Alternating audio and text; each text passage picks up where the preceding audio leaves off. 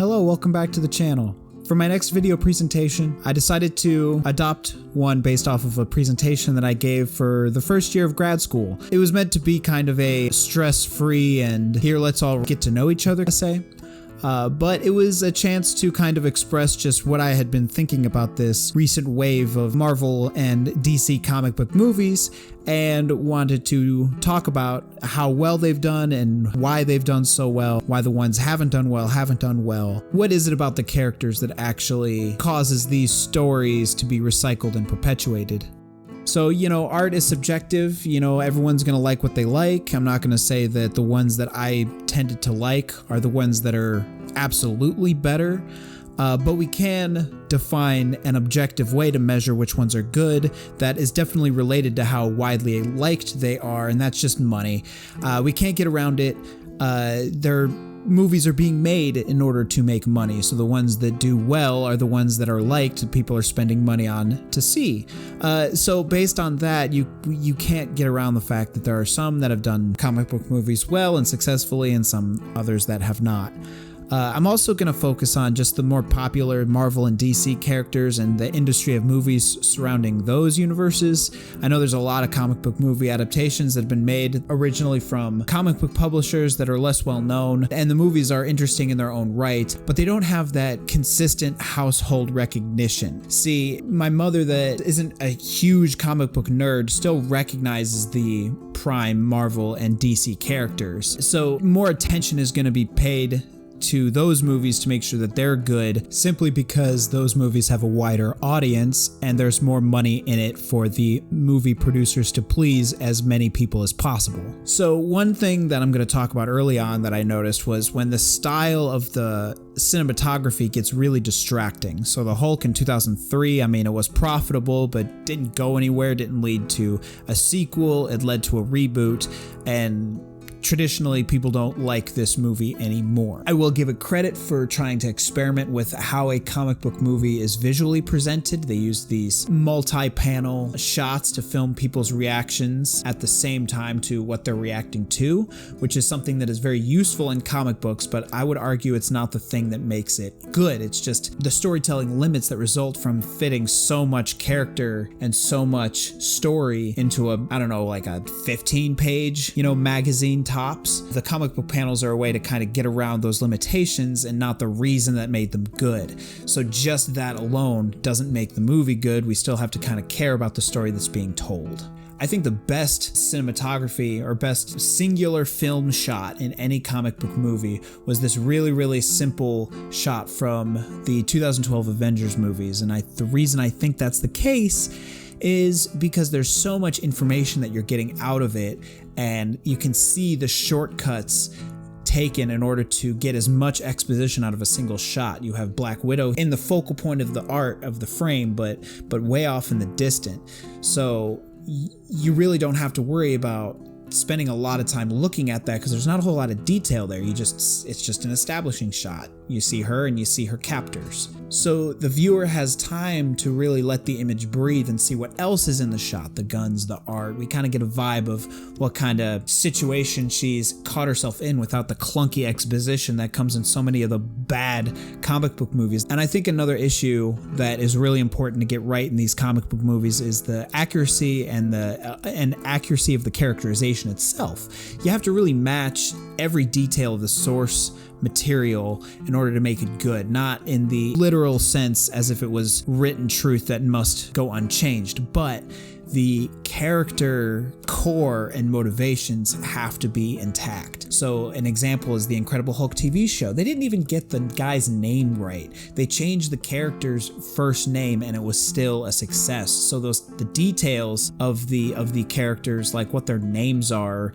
the exact circumstances of their origin, that is malleable, because if you get the core motivations of the characters right, you can still have a really, really good presentation of that character and what that character was meant to stand for. Now, an easy way to compare and talk about this is to compare the movie adaptation of Marvel's Civil War story arc in Captain America Civil War versus the Batman versus Superman conflict that was also based on, it was a loose adaptation of The Dark Knight Returns among some other source material. One of these movies did really good and one of them didn't. Now, the first one has some big changes to those details like I was talking about. They're not loyal to those tiny details. The Superhero Registration Act was changed to Sokovia Accords. There was a nuclear explosion at a school in the comic book with characters that most people wouldn't even recognize. They completely changed all of those details surrounding the circumstances that led to the conflict. And there wasn't even really a central villain in the comic book movie, not in the way that it was as a third entry into Captain America's franchise.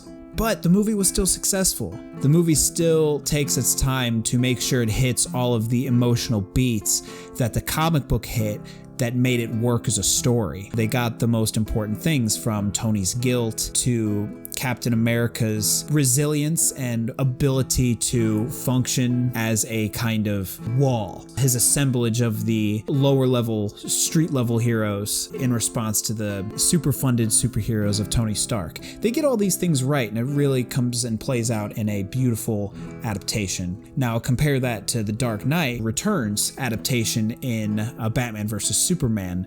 You know, the source material, the characters are at a very late stage. It's probably the worst source material to try to adapt as an intro to characters, because it's meant to really function as kind of a what if, you know, what is the relationship truly like, and what kind of an older generation type relationship would it lead to if it were to go on for, say, 50 years into Bruce Wayne's old age. The motivation driving Batman in his old age is lost when it's used as an introduction to his character, because the motivation in the comic book is really based in the crazy amount of source material that's out there that try to chip away at the, you know, underpinning psychology of the character in a way that also tells entertaining stories. That's why the movie flopped, because it wasn't loyal to the character core and instead focused on visual details that made The Dark Knight Returns a cool comic book. Now, the Nolan franchise actually did this, I think, much more on par with the Captain America Civil War. Just to show that I'm not a complete Marvel fanatic loyalist, the Dark Knight trilogy, I think, definitely hits it pretty well, especially with Two-Face's, you know, fall from grace. Again, the details are incredibly modified in order to fit the kind of universe that had come before it. However, the impact that it has is still troubling. Like, I remember The Dark Knight being a dark movie such that I don't even always want to watch it because of how intensely emotional it gets, which is what you would want out of a comic book movie adaptation, because it's loyal to the reason that we're still telling the stories in the first place, because they're supposed to hit at these core things. I don't care if it's acid in his face or gas, it doesn't matter as much. Get the core of the character right and the movie will be good. The Joker, I mean, the completely different origin story in the movie, or lack thereof, but has all of the beats of the Joker that we know, like attention seeking, always breaking into big parties of rich people in order to get noticed. The idea that the Joker only can function when Batman is involved is addressed in this movie and done very well. And then finally in the climax, finally seeing Bane interpreted properly was a godsend. It was amazing. Being able to see that frame would have been cool, but it's even better when it's properly set up by understanding what Bane truly is at his core and his relationship to Batman. He's the one character that's as smart as Batman and also can beat him up, because see, Batman's core is intelligence. He outwits opponents that are stronger than him. That's how he can beat like aliens and supernatural beings, because he always outthinks them and applies science to it.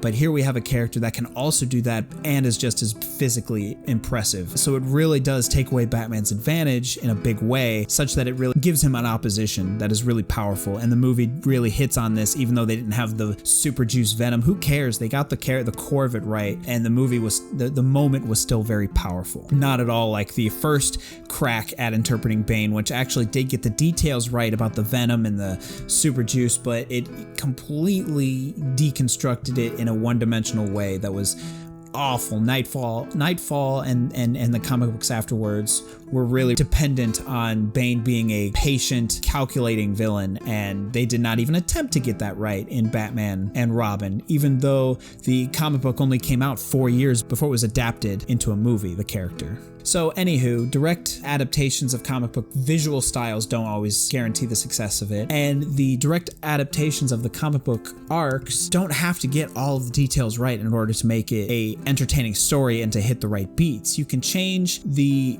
details and the circumstances, but the fundamental nature of the characters has to be intact. You know, there's a whole lot of other movies I could talk about recently, like Logan and the Marvel Netflix shows that are doing right, Christopher Reeve's franchise, the Arrowverse.